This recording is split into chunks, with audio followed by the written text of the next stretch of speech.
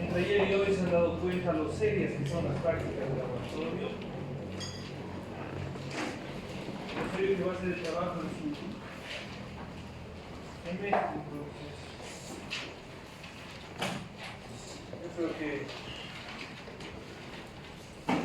Yo creo que los problemas que se han tenido ayer y hoy no se van a volver a repetir porque se repiten. El resultado va a ser el mismo. Bueno, muy bien. La membrana celular es parte de los organelos de la célula. Cumple una de las funciones más importantes, dado que al igual que nuestra piel interactúa con nuestro medio, la membrana celular le va a permitir interactuar con su propio medio, ya sea el vascular o el intersticio. Con todos estos se van a desencadenar una serie de reacciones que van a permitir los fenómenos activos y vasculares o los fenómenos celulares que hay. Lo primero y el más conocido por todos es la membrana fosfolipídica bipartita. La característica es las cabezas polares y las colas no polares. Las cabezas polares se encuentran en ambos lados del paradigma celular, es decir, uno está mirando hacia afuera y el otro está mirando hacia adentro. Esta propiedad la vamos a estudiar también el día de hoy, es la que le permite la interacción con algunos grupos de sustancias. La membrana fosfolipídica, como dice su nombre, puede interactuar, dada la naturaleza química, fácilmente con los lípidos. ¿Quiénes pueden atravesar la membrana con facilidad? Los aminoácidos, sin embargo, dada su composición, vamos a poner aquí, aminoácidos, los aminoácidos no gozan de esa facilidad. Es sencillo, es sencillo. Los aminoácidos cuando se unen forman péptidos y se forman más de aminoácidos. ¿Con péptidos forman? Correcto. Los lípidos, lo único que pueden formar mientras más se unen los lípidos es más lípidos, o lípidos de cadenas todavía más grandes. Eso es lípido. Por lo tanto, lípido con lípido pueden interactuar sin mediadores. Los aminoácidos son lo mismo que los lípidos. Por lo tanto, para el ingreso a través de la membrana requieren una sustancia, en este caso, proteínas transmembrana, que permitan el paso de la sustancia.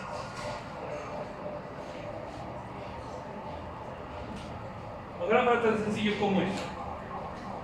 El centro de la membrana celular no solo está conformado por las cabezas polares, que aquí está la porción lipídica, sino que verdaderamente al centro encontramos colesterol. Nosotros, yo por ejemplo resiento mucho la aplicación de TikTok y algunas veces por Instagram, porque no puedes comer tranquilo. Abres una huevada, te dice, estás con tu sándwich de atún, el por qué no debemos comer atún, la puta madre, así es el atún. Estás a punto de comerte el pancito. ¿Por qué no debemos comer pancito? 5 tips para comer pan. Toditos esos están llenos de huevadas. Todos y cada uno. ¿Quieren saber verdadera ciencia? Busquen en páginas de ciencia, no entretenimiento. Y lo peor, ¿saben qué es lo peor? Aplicaciones como ese tipo, tú no les puedes reclamar. Si tú sigues un consejo, te tuerces el cuello o te da diarrea, no puedes reclamar, porque cuando tú te la instalas, le dice entretenimiento. Básicamente, tú estás viendo esa mierda y te está diciendo, vos sabes que estás bien. Por eso en términos y condiciones, acepto, pero hay que leer. No te puedes quejar si te lastimas siguiendo una receta, siguiendo una sugerencia o lo que sea de aplicaciones como esta. No puedes. Porque es entretenimiento, no es ciencia. Por eso resiento mucho. Entonces, todo es mal. Todo en esa aplicación de mierda. Ustedes buscan por qué no debo comer y solito se va a empezar a llenar. Pero resulta que sí necesitamos comer grasa, porque como estamos viendo aquí, la grasa y el colesterol es un fundamento celular, no es un fundamento de la vida, es un fundamento celular. Y depende de la ingesta de estos alimentos la determinación de la salud. Mientras yo consuma peor colesterol, eso sí, como por ejemplo el que está extremadamente frito o muy procesado, la calidad de mis membranas celulares va a ser peor. Por lo tanto, mi interacción fisiológica va a ser peor. Y ni hablar durante procesos de enfermedad. Quiere decir que si esta membrana yo aquí le pongo una bacteria, mis reacciones van a ser primero más lentas, las reacciones inflamatorias van a ser más exageradas y me voy a tardar en recuperar el doble. Por eso el colesterol que nosotros comemos debe ser adecuado. Pero eso solo se puede aplicar en ciertos estilos de vida. ¿Cuánto tiempo tienen ustedes para almorzar? ¿Cuándo tienen tiempo para almorzar? Con suerte. Es inviable. Por eso no me molesta que salgan a comer. No me molesta. Yo no soy un hipócrita, siempre hablo de frente. Como soy médico, no puedo actuar hipócritamente. Si tienen hambre, si tenemos clases tempranas y tienen que ir a almorzar o a comer, lo pueden hacer. Porque sería una hipocresía contra mi propia carrera privarlos de algo que necesitan, no que quieren, necesitan. Si algún docente los ha privado de alimentos, es un hipócrita de mierda, porque no predica con su ejemplo, así como ustedes van a tener que hacerlo. Pero no se preocupen, porque no necesitan mi aprobación como seres humanos, solo como estudiantes. Muy bien. Las proteínas no son cualquier proteína. Estas proteínas, a diferencia de lo que nosotros podemos llegar a pensar, no vienen desde afuera, no. Por eso hemos estudiado los organelos intracitoplasmáticos en la anterior clase, que los hemos mencionado. Porque los organelos que están formando esto son los que permiten la síntesis de proteínas a través de los ribosomas de activación de los segundos mensajeros y el AMP cíclico, para que estos han ingresado, ¿no ven?, los aminoácidos y en el retículo endoplasmático liberen las proteínas todas dobladas, y estas por activación de los microfilamentos hacen que se tensen las células, se tensan, entonces hacen migrar formando una nueva proteína que se llama proteína transmembrana. ¿Por qué se llama transmembrana? Tiene un lado que está dentro y un lado que está fuera. Transmembrana. Traspasa la membrana. Estas proteínas tienen siempre carga eléctrica negativa. Siempre. La carga eléctrica negativa de las proteínas le permite la interacción con las sustancias que se encuentran en los vasos sanguíneos, que normalmente tienen carga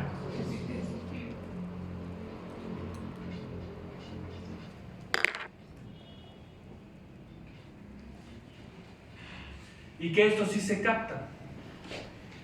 La interacción electroquímica, por eso se llama, deben haber estado leyendo osmolaridad, me imagino, y en uno de esos capítulos de osmolaridad, de los 5 libros que les he dicho que tenían que leer, en algunos va a salir una palabra que se llama gradiente electroquímico.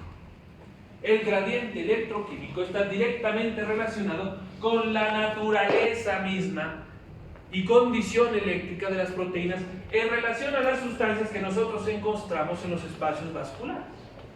¿Hay sodio en el intersticio? Sí, sí hay. ¿Por qué?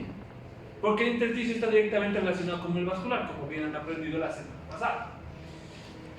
Estos no son el único grupo de proteínas. Las proteínas están en membrana.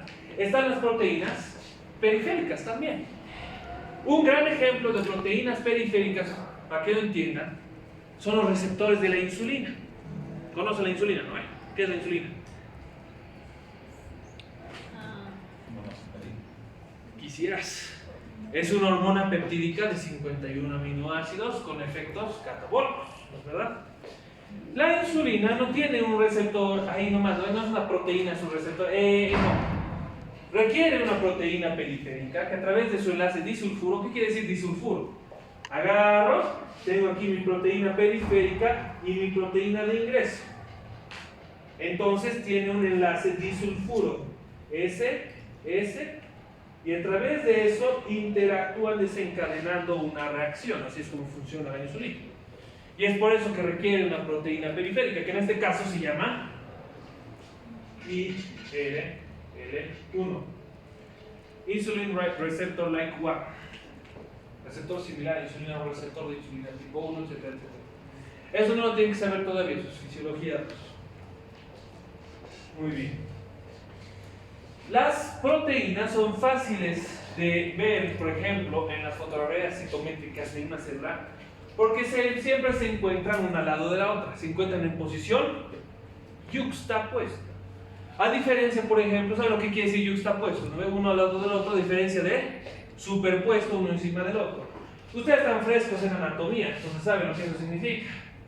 Cuando viene el duodeno, el yeyuno y el ilion. El yeyuno está superpuesto, el duodeno, perdón, está superpuesto, el yeyuno yuxtapuesto. Yuxta.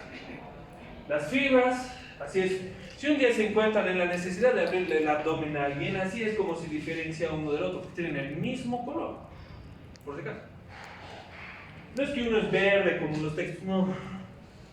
Toditos tienen el mismo color. Entonces utilizamos su superposición o su yuxtaposición para diferenciar el duodeno del yeyuno. Lo mismo sucede acá. Por eso existen estas descripciones. Determinamos la presencia de las proteínas. Primero, si sobrepasan la membrana, como las proteínas transmembrana. Y si no sobrepasan la membrana, como las proteínas periféricas. Que no hay que confundir con las proteínas sanguíneas.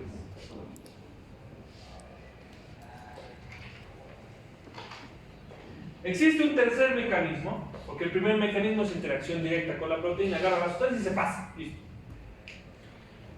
El segundo, con proteína periférica, el primero es en el gradiente electroquímico, obviamente. Y tercero, los mediados por receptores, como cuáles, las inmunoglobulinas, que matan a las células que se encuentran infectadas con agentes virales. El virus vive aquí adentro y se expresa un receptor específico que los NK reconocen para inducir a la muerte celular de los tejidos. Por ejemplo, hay un proceso infeccioso que se llama fiebre amarilla, que no se llama fiebre amarilla porque yo quiero, no. ¿Cuál creen que sea el cuadro clínico de la fiebre amarilla? ¿Cuál ictericia? Rubínica, melásmica o flavínica. Melásmica es que eres verde y amarillo. Rubínica es que eres verde y rojo. Y flavínica que eres verde y blanco, eres pálido. ¿Cuál creen? Quisiera. ¿Cómo te vas a volver rojo? La fiebre amarilla es melásmica. ¿Por qué hay un daño hepático? Pero eso es obvio, ¿no? Se sobreentiende. Pero ¿por qué hay un daño hepático? Resulta que el virus de la fiebre amarilla, que se está replicando dentro de las células hepáticas, expresa el receptor para que el NK lo mate. Al matarlo al NK, ¿qué creen que pasa? Las sales biliares dentro del hepatocito se liberan. ¿Y a dónde se liberan? A la sangre, un lugar donde no deben estar. Y viajan por la sangre, y a medida que los vasos sanguíneos, cerca del corazón, ¿de qué tamaño son los vasos sanguíneos? ¿Son chiquitos? ¿La aorta es chiquita? No, es así. Pero a medida que se alejan del corazón, los vasos sanguíneos son más pequeños. Por lo tanto, sales biliares, que son aproximadamente el tamaño de la uña de mi dedo, no pueden pasar. ¿Y qué es lo que pasa? Se quedan en los vasos sanguíneos pequeños y dan una coloración amarillenta. Y dan ictericia. Todo eso es un mecanismo fisiopatológico de la aparición de ictericia infecciosa, producto de la interacción de los receptores, ni más ni menos. Si ustedes aprenden ese concepto tan sencillo, esta inmunología van a poder aprender. Pero bueno.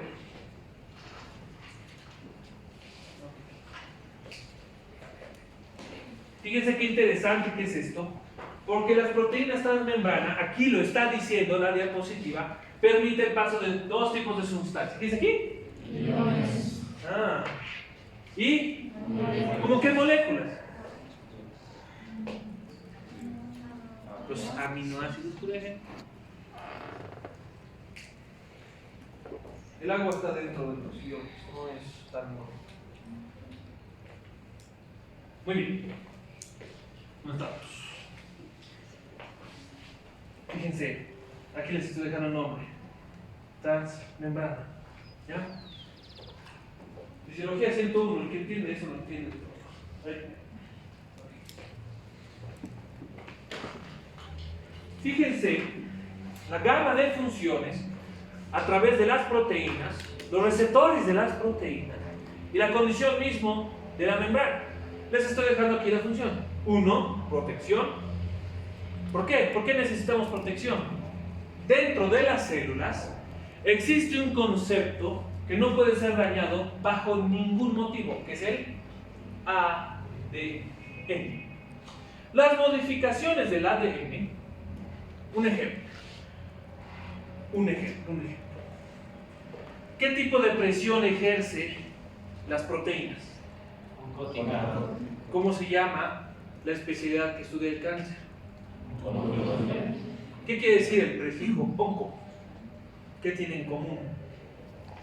Proteínas. ¿Qué es el ADN? No es nada más que aminoácidos formando proteínas. La oncología determina, es decir, el cáncer determina la aparición de proteínas anormales que modifican los sustratos energéticos. ¿O conocen a alguna persona con cáncer que es obesa? No. El cáncer, por ejemplo, utiliza genes, ya sea inhibidores o de expresión génica, que han sido modificados y alterados. La membrana celular garantiza, por ejemplo, que la radiación no se entre fácilmente a mi núcleo celular, que el calor no se entre fácilmente a mi núcleo celular, que los virus no se entren a mi núcleo celular y que las bacterias no se entren a mi núcleo celular. De todos los agentes biológicos hay solo uno en el que la muerte es inminente. No hay quelación, no hay nada, que se llama encefalopatía espongiforme, alias mal de las vacas locas, una infección priónica, que comes las proteínas anormales y se empieza a deshacer tu cerebro en tiempo récord, te vas volviendo loco. Fácil. En Francia hubo un brote hace poco. Sacrificaron a las vacas que tenían la infección priónica y las quemaron. Dijeron, podemos rescatar las patas. ¿Qué se hace con la pata de la vaca? ¿Qué?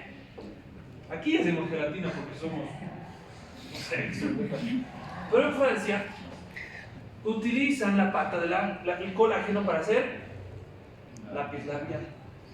Y unas 4 o 3 modelos se murieron de la nada. Y hubo una crisis sanitaria. Priones, no se los ve desde 1998. Y era eso. Habían utilizado el colágeno infectado para hacer... Entonces, ¿qué pasaba? Se pintaban los labios, ¡pam!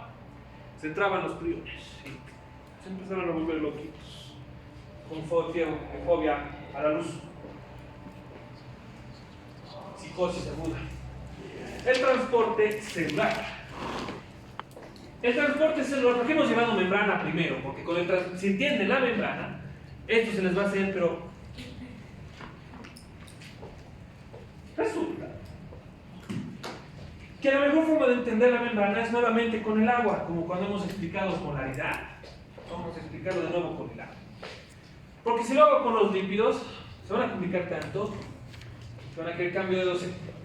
El primer mecanismo de transporte es la difusión simple. La difusión simple tiene, como todos los tipos de transporte, una serie de características que nos permite diferenciar este tipo de transporte de autos. La difusión simple es el movimiento de las partículas según su gradiente. Listo, nada más. Esa es la definición.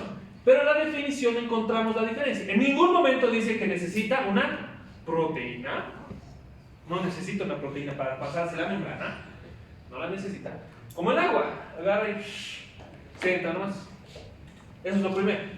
Lo segundo, no requiere energía metabólica. Es decir, no utiliza ATP para mover las moléculas de un lado al otro. Lo tercero, no tiene un índice de saturación.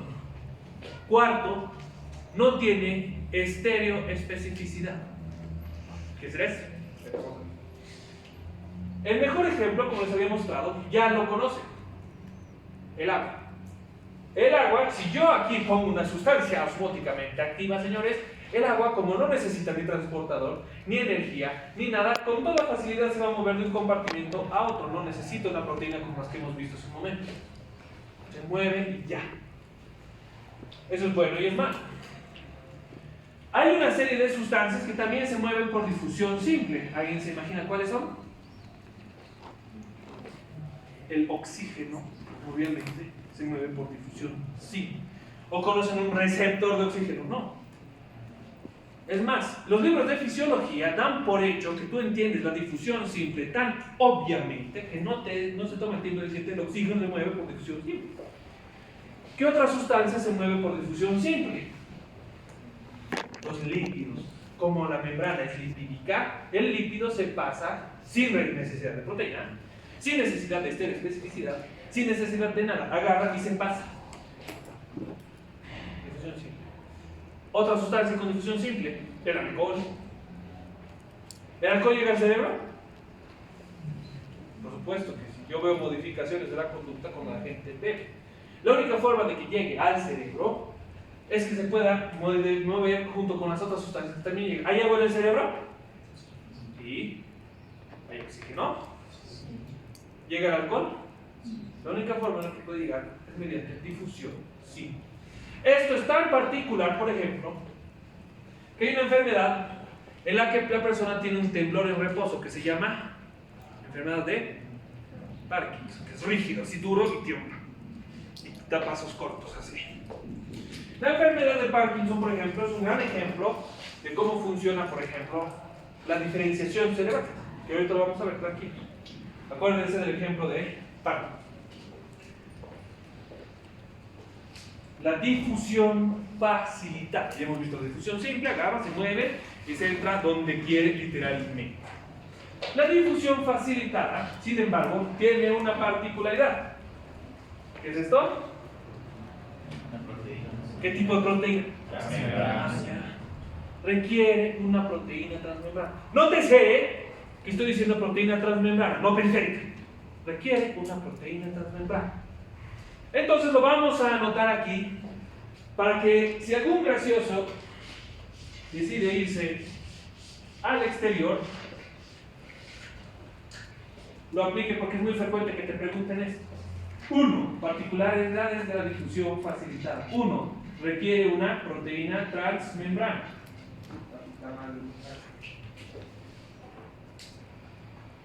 Muy bien. Segundo,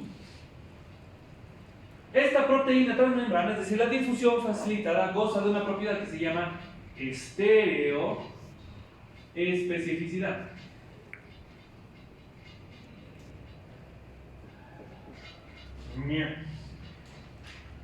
¿Qué es la estereoespecificidad? ¿Por qué se llamaban estéreo las radios antes? ¿Por qué creen? Porque permitía que tú distingas los sonidos cuando los escuchabas. Cual, entre comillas, era una maravilla. Ahora lo hace una tele. Sin embargo, es decir, identifica y separa. Aquí, por ejemplo, dice difusión facilitada. Aquí, ¿qué dice? Los que alcanzan a leer. Por lo tanto, esta especificidad quiere decir que por aquí, ¿qué puede pasar? Podrá pasar sodio. Podrá pasar potasio, magnesio bicarbonato, cloro, nitrógeno glicosérico. No, es estereoespecífico. Esta proteína nació para recibir glucosa y no puede pasarse nada más a través de ese canal proteico. Es estereoespecífico. Su estereoespecificidad goza la glucosa y ninguna otra sustancia más. Es un sistema sin fallas. De esto no hay enfermedad. Nació estereoespecífico para la glucosa. Lo tercero,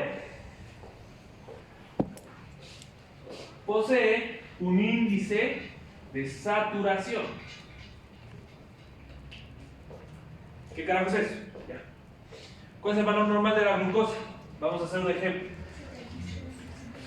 Muy bien, ¿se ve? 70-110. Correcto. Hay una enfermedad, yo no creo que sea enfermedad, de acuerdo a la lectura, le responde el nombre del trastorno, en el que hay hiperglicemia persistente, producto de resistencia a la insulina, o, alternativamente, destrucción de la célula beta pancreática por expresión génica anormal del HLA-DR4, el antígeno leucocitario humano, en el que se producen anticuerpos antipancreáticos, que también se llama enfermedad diabetes. La 1, autoinmune. La 2, por resistencia a la insulina. La hiperglucemia en sí no puede causar enfermedad, por eso para mí la diabetes no es enfermedad. La hiperglucemia persistente, como la diabetes, sí produce enfermedad, pero en sí misma no está causando enfermedad. Las enfermedades son las que producen la diabetes, que es un trastorno. Perfecto, pero a lo que vamos. ¿Por qué es importante el índice de saturación? Mierda, estamos hablando. ¿Cuáles son las P's de la diabetes? Muy bien, eso sí saben.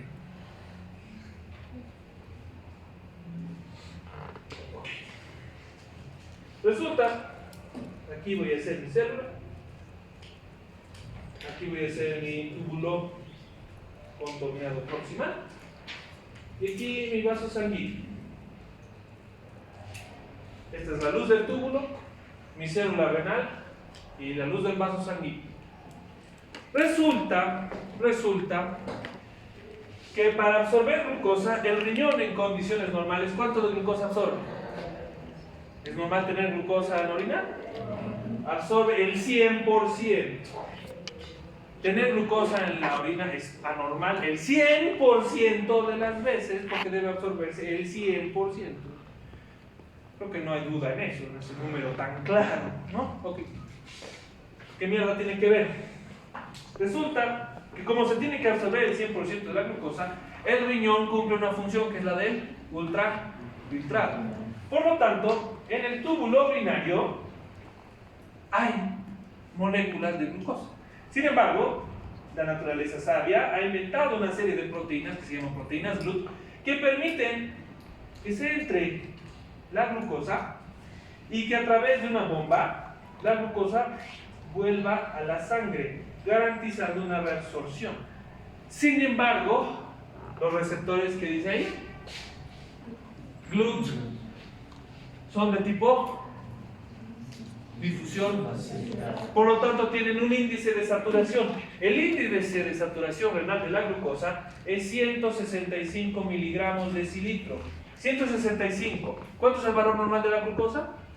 70 a 110. 60 a 100 miligramos, o 70 a 100 miligramos.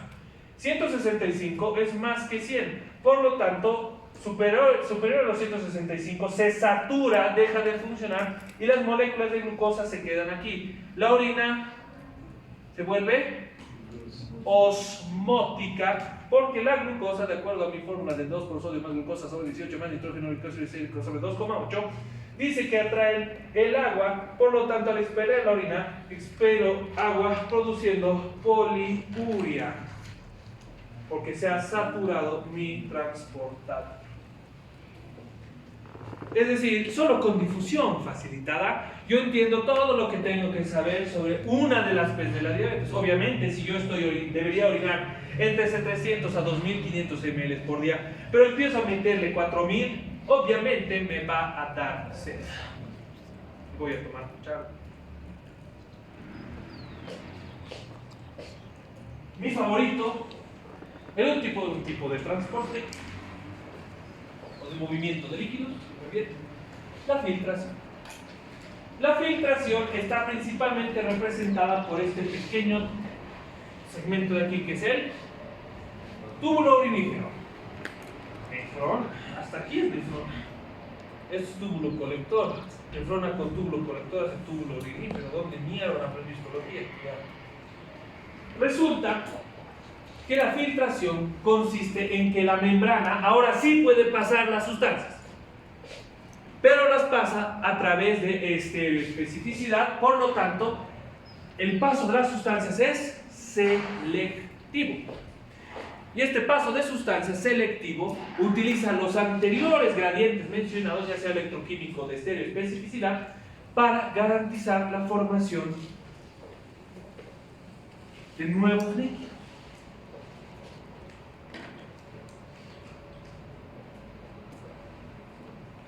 El plexo coroideo. El plexo coroideo recibe un vaso sanguíneo. ¿Y qué es lo que hace? Filtra. ¿Y saben qué forma el plexo coroideo? El líquido cefalorraquídeo, al igual que la orina, se forma a través de filtración. Y resulta que el cartílago sinovial goza de paredes similares y filtra el agua para formar líquido sinovial. Entonces no solo el riñón filtra, no. Varios tejidos de nuestro cuerpo filtran. Y no es casualidad. Okay. Ok. Después de esto, existe el último grupo de tipos de transporte, que es el transporte activo. El transporte activo puede ser de dos índoles.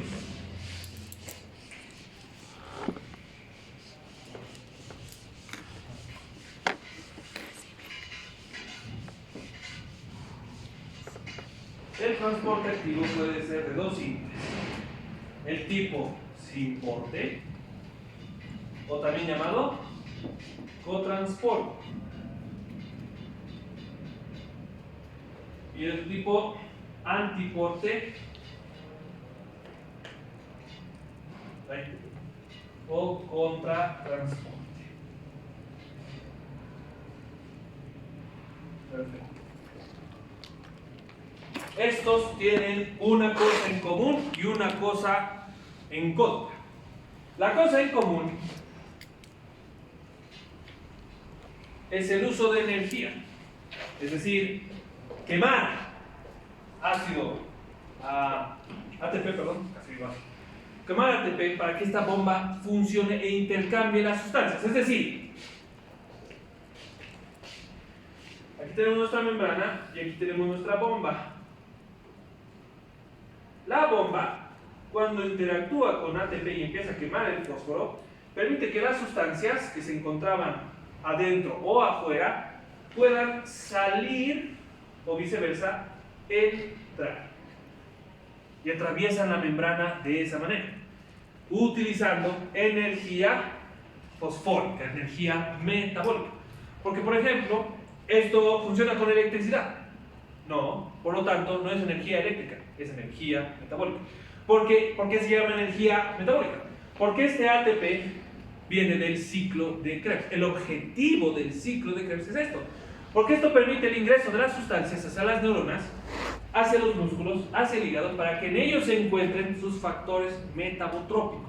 ¿Qué es metabotrópico? Que se utiliza para mantener el metabolismo. Así de sencillo. Sin embargo, el sin porte o cotransporte nos garantiza que las bombas muevan las sustancias en la misma dirección, dos sustancias opuestas. Ejemplo, la glándula tiroides. La glándula tiroides, para alcanzar su potencial de acción, permite el ingreso de sodio y de yodo en una bomba que mueve las dos sustancias en la misma dirección. El antiporte o contratransporte hace exactamente lo opuesto. Así que una sustancia se mueve hacia adentro y otra salga hacia afuera, como la bomba sodio-potasio TPA. La bomba sodio-potasio nos permite la salida del sodio y el ingreso del potasio en la célula muscular, por ejemplo. Y ustedes dirán, ¿por qué? Las células se encuentran en un estado negativo mientras no están haciendo nada, pero cuando hay un potencial eléctrico, esto se vuelve positivo con el ingreso del sodio. ¿Hay mayor concentración de sodio dentro de la célula? No, hay mayor concentración en el vaso sanguíneo. Por lo tanto, ese sodio, después de que hace la contracción, se tiene que salir de alguna forma. No se puede quedar dentro de la célula. Por lo tanto, el cotransportador, basado en energía, me permite que se salga el sodio. Sin embargo, el potasio tiene una mayor concentración dentro de la célula. Por lo tanto, me permite devolverlo a su estado homeostático, fisiológico, normal, a través del uso de la energía metabólica. Y atraviesa la membrana, utilizando ¿qué? Esta proteína dependiente de energía metabólica. ¿De dónde sacó la energía metabólica? Del ciclo de Krebs. Para eso es esto. Esto, por ejemplo, es sumamente importante porque, por ejemplo, hay hipercaptación durante una enfermedad en la que este receptor empieza a ser estimulado por una sustancia que no debería estimularlo, que es una sustancia autoinmune que se une a este receptor acoplado, que es una estimulación anormal, que es lo que nosotros llamamos tiroiditis de Hashimoto. La tiroiditis de Hashimoto, cuando se une para atacar a la tiroides, también la activa y permite la captación del yodo y del sodio a través de su SYNCHRO. Sin embargo, ¿quién está atacando? Al canal de Peybrina, en el ingreso del yodo. Por eso primero la tiroiditis de Hashimoto cruza con bocio, pero después cruza con hipotiroidismo, porque durante la fase inicial hay hiperactivación porque se está atacando a la glándula tiroides, pero cuando ya se ha destruido, hace hipotiroidismo porque ya se destruyó. Por eso hay que agarrar el bocio modular y multinodular a tiempo, antes de que todavía exista. Ok, ¿dónde estábamos? No, bueno, ya lo he explicado. Vamos a lo demás. En síntesis, esta es una página muy bonita. Plata suscribirse, entonces se les recomiendo que lleguen a ver, que son la página de las semanas amiga. La difusión nos muestra las moléculas que están haciendo algo que requiera algo más, que no sea moverse a través de su gradiente electroquímico. No, solo atraviesa la membrana. La difusión facilitada, que está utilizando una proteína con todas las especificaciones que les he dictado. El transporte activo, que tiene una particularidad, proteína con su... ¿Y cuál es lo interesante? En la difusión simple siguen el gradiente de concentración. Ejemplo, como hay mucho sodio o hay mucho potasio en concentraciones distintas en los espacios, si encuentran las cargas eléctricas adecuadas, las sustancias agarran y simplemente se mueven.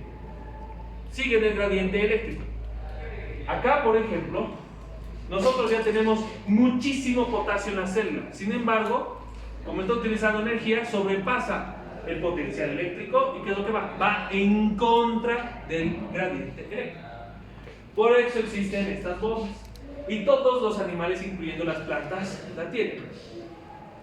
Por ejemplo, ¿de dónde creen que vienen estas proteínas en las plantas? El estímulo es cálcico lumínico, alias fotosíntesis. Si creen que no van a aprender fotosíntesis aquí, se equivoca. ¿Cómo creen que funcionan los venenos? ¿De dónde creen que vienen? Entonces, para darle forma a lo que acabamos de describir, ¿saben lo que es un raticida? ¿Saben lo que es un síndrome colinérgico? ¿Saben lo que es un síndrome anticolinérgico? ¿Alguna vez han notado cuando a la gente se la envenena, que tira espuma por la boca? ¿Usted qué parte real está inervando las glándulas salivales?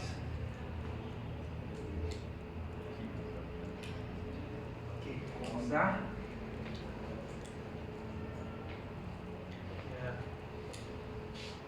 El estímulo colinérgico hace que salivemos.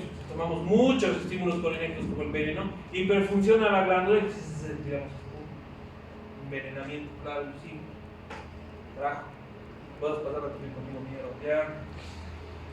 ¿Vos me haces quedar mal con el doctor Víctor? Espero que no. Ya. Aquí vemos un ribosoma que fíjense cómo está recibiendo RNA mensajero, el estímulo inicial. ¿Qué dice aquí? Bueno, no se lee, son aminoácidos. Los aminoácidos se plegan entre ellos y forman... ¿De dónde vienen las proteínas transmembranas entonces? Del ribosoma, que son embalsamadas, que son unidas, embaradas en el retículo endoplasmático y son liberados estos aminoácidos captados por el ribosoma para que estos migren y forman las proteínas. Y las proteínas están saliendo de ahí, entonces salen y migran y llegan hasta la membrana. Entonces tenemos nuestra proteína transmembrana, nuestra proteína periférica y nuestra proteína con su subunidad. Así de sencillo. Y ¿cuáles son las proteínas de nuestro cuerpo? Todas estas. Todas las proteínas que vienen. Hay un grupo de proteínas que no están acá, los de los grupos hemáticos. ¿Por qué? Porque casi no participan en ninguna función que no sea una función hemática. Por ejemplo, ¿cuál? Transferrin. ¿Han llevado sangre en esto? ¿Qué mierda lo saben? Muy bien. Con esto cerramos el potencial de membrana.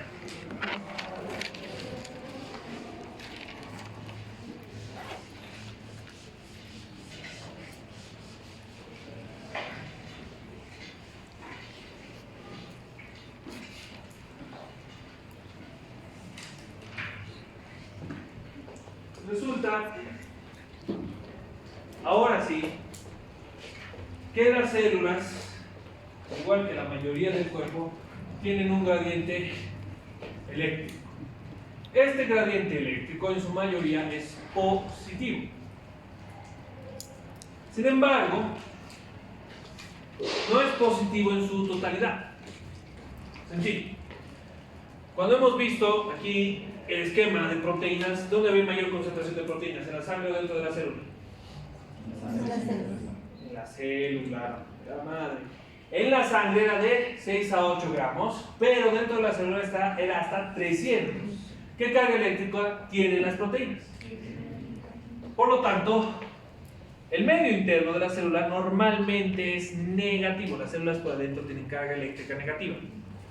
Sin embargo, la sangre en su mayoría contiene sodio, potasio, glucosa, magnesio, etcétera, etcétera, etcétera. Por lo tanto, el medio externo de la célula en su mayoría es positivo.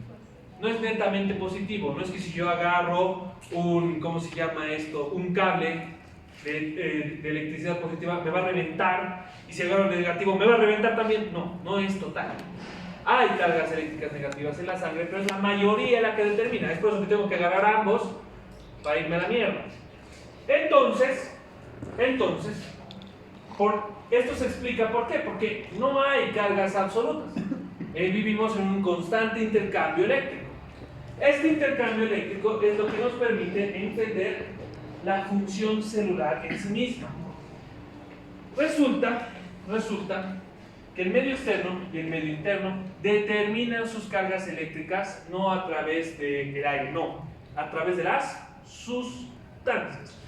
Conocer la carga eléctrica de la sustancia es lo que me permite conocer su función tisular. Así de sencillo. Cuando les he mostrado la esquema, había dos funciones: función osmótica, función tisular. Si han sacado foto del esquema y lo vuelven a leer después de esta explicación, van a entender mucho más rápido. Ya no voy a perder mucho tiempo con esto. Vamos allá. Los impulsos eléctricos. Van a volver a ver esta diapositiva la próxima semana. Vamos a hablar de los potenciales eléctricos de las neuronas. Resulta que las sustancias tienen un potencial eléctrico. ¿Qué quiere decir un potencial eléctrico? Que por la carga eléctrica que tienen, pueden alcanzar un valor en milivoltios cuando interactúan con la célula.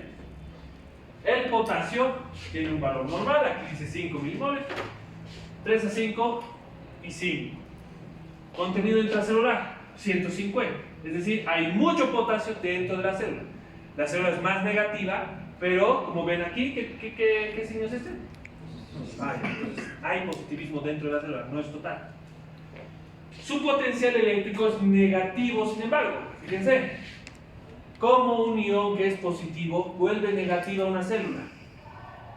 Lo vamos a responder ahorita. Menos 90. Sodio, 145, 135, 145. Intracelular, 15. Potencial eléctrico de 60 milivoltios. El cloro, 100 a 108, 10 intracelular, menos 63, que bueno, ya tiene más sentido. Y el calcio, que depende del gradiente. Es decir, no es igual en todas las células. Entonces, ¿por qué funciona esto? Esto se los dejo anotados. ¿Por qué? Porque en el libro no lo van a entender. Para empezar, en el libro ni siquiera lo dice. El sodio es ion positivo obtenido de la dieta. Su función iónica, la despolarización. ¿Qué es despolarización? Ahorita vamos a ver. Excitación celular, activación del potencial de acción, excepto en tejidos complejos. Retina, riñón y vaso. Y obviamente pulmones e hígado. Me he olvidado de esos dos. Para empezar, estos forman parte del sistema reticular endotelios, no los conductos. El potasio, ion de carga positiva que predomina en el medio intracelular, tiene por objetivo la repolarización. Explicaremos estos conceptos. Aunque no, con la imagen, solo quiero que sepan eso. Calcio, ion tríptico de los alimentos, principalmente capacidad de estabilización de membrana. Y el cloro mantiene la actividad osmótica en las sustancias coloidales. Okay. Vamos a esto. Cuando abran su libro de Linda Constanzo, si es que han estado leyendo, ya se deben haber topado con estos términos. El primero es el potencial de acción. El potencial de acción en términos simples es el momento en el que la carga eléctrica de una célula se torna a una carga opuesta. Sin embargo, ¿cuál es la función de una célula muscular? ¿Qué hace el músculo? Entonces, ¿cómo digo que el músculo se contrae sin decir que se contrae? Cuando alcanza su potencial de acción. Cuando digo que el músculo cardíaco se contrae, cuando alcanza su potencial de acción. Quiere decir que la interacción de estas moléculas eléctricas determina la función de los órganos. ¿Cómo? Ahorita lo vamos a ver. El potencial umbral. El momento en el que se abren los canales voltaje dependientes. Habíamos visto cuando estábamos viendo membranas celular que había unos que tenían carga eléctrica negativa, normalmente las proteínas, que podían interactuar con sustancias de carga eléctrica positiva. Sin embargo, esas proteínas están cerradas. El momento en el que se abren se llama potencial umbral, quiere decir que están abiertas a nuevos estímulos. El potencial de reposo, que básicamente quiere decir que la célula no está haciendo nada. Hay actividad eléctrica persistente, ya sea muy positiva o muy negativa. Por ejemplo, ¿cuál? La retina. Y la hiperpolarización es cuando de lo que debería alcanzar un potencial de acción lo sobrepasa y se hace más eléctrico. ¿Cómo se explica esto? Ahora sí. Tenemos una proteína que no está haciendo nada. Su actividad eléctrica es nula, está en su potencial de reposo, no está haciendo nada. Cuando se acerca la molécula de carga eléctrica positiva, en este caso el potencial de reposo es negativo. Negativo quiere decir por debajo de cero. No está haciendo nada mi célula cuando hay actividad eléctrica negativa. Sin embargo, cuando se acercan las moléculas de actividad, los componentes o sustancias que tienen carga eléctrica positiva, con solo acercarse como quien acerca una moneda a un imán, ya empieza a manifestar actividad eléctrica. Este canal se abre y alcanza su potencial de umbral, quiere decir que está listo para recibir los estímulos eléctricos. Al abrirse, cambia de polo negativo a polo, ¿qué se llama eso? Despolarización. La despolarización es que cambia de un potencial de reposo negativo a un potencial eléctrico opuesto, en este caso positivo. En el momento en el que cruza el umbral de cero, se va a despolarizar. Y tiene que seguir despolarizándose para garantizar ¿qué cosa? Que alcance su máximo representante eléctrico, que es lo que llamamos el potencial. Entonces, ¿qué es lo que quiere decir esto? Mi célula no está haciendo nada, está en su potencial de reposo. Se abren los canales voltaje dependientes, hay un potencial umbral. Entonces, mi célula, ¿cómo se traduce esto? Empieza a entrarse una sustancia con carga eléctrica positiva porque se ha abierto la puerta, ha habido un potencial umbral.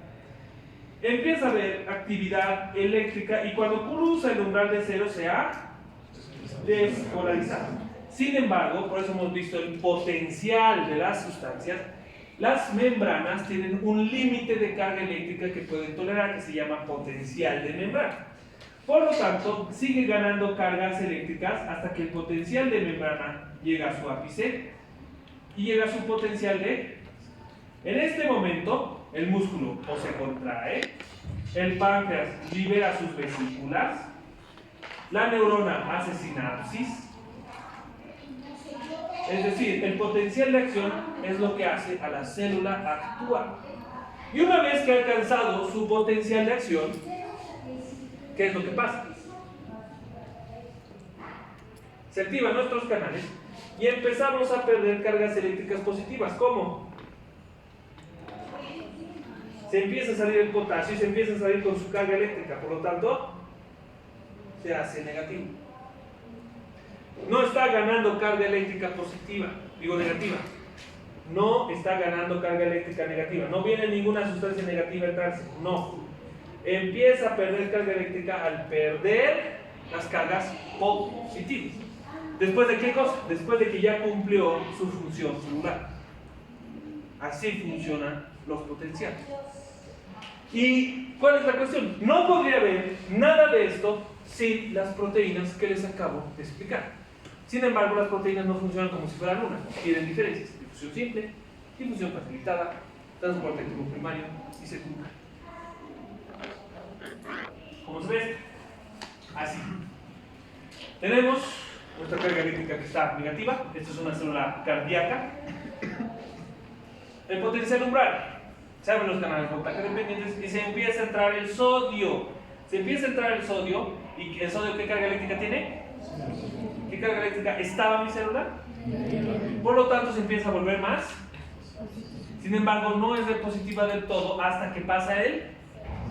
Y aquí se ha despolarizado. Sin embargo, el potencial eléctrico es tan amplio que se va perdiendo para el final. ¿Por qué? Porque sigue despolarizando incluso cuando sigue siendo negativo. Para cuando alcanza su potencial ya se ha gastado la sustancia. Llega aquí y quiere pasar a la fibra mecánica. Se contrae, empieza a salirse el potasio y ¿qué pasa?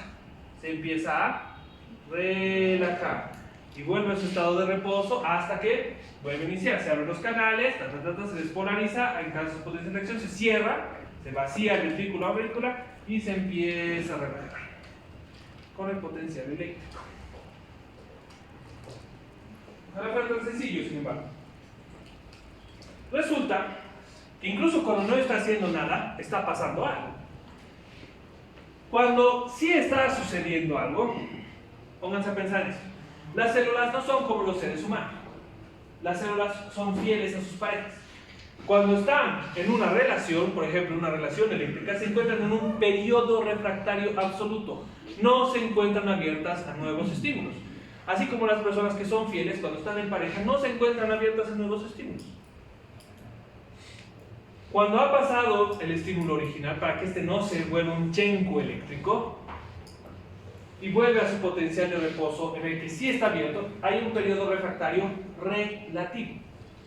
Durante el periodo refractario absoluto, la célula no puede abrirse a nuevos estímulos. Ya está haciendo algo, como las personas casadas ya están casadas. Cuando se separan, recién se abren a nuevos estímulos durante el periodo refractario relativo. La célula no está haciendo nada, pero está abierta a nuevos estímulos. ¿Qué quiere decir esto? Durante este periodo puede venir una molécula y despolarizar a la célula. Durante este periodo, no. De esa forma, garantizamos que no hay arritmias, por ejemplo. Si se está despolarizando mi célula cardíaca y aquí se contrae, y se está empezando a cerrar y se vuelve a despolarizar, se contrae inmediatamente sin terminar el vaciado. Eso es una arritmia. Y se ve así.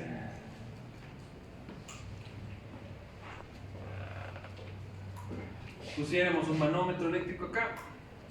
Veríamos que el potencial eléctrico es negativo. Potencial umbral, se abren los canales, empieza a volverse más positiva, se despolariza, alcanza su potencial de acción, se repolariza. ¿Por qué se repolariza? Primero estaba negativa. Entonces, al volverse negativa, se está repolarizando. Se repolariza para que vuelva a estar como estaba y está abierta a nuevos estímulos.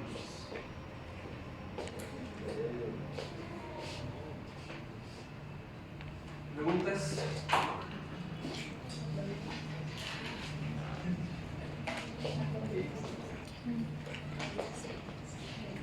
¿No? ¿Nadie? Muy bien.